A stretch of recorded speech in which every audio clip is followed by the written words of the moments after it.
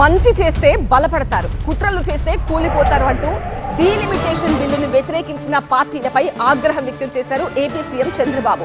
మహిళలకు రిజర్వేషన్లు దక్కకుండా చేయడం దేశద్రోహమన్నారు చంద్రబాబు. సీట్లు మారవు. ఆంధ్రప్రదేశ్లో 25 ఉంటే 38 అంటే 50% పెరుగుతాయి.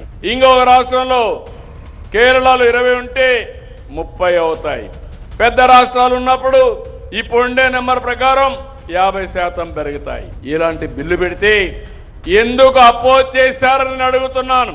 అంటే మీ ఉద్దేశం కావాలని చెప్పి పక్కదారి పట్టించి ఇప్పుడు రిజర్వేషన్ని మా ఆడబిడ్డలకు దక్కకుండా చేశారు.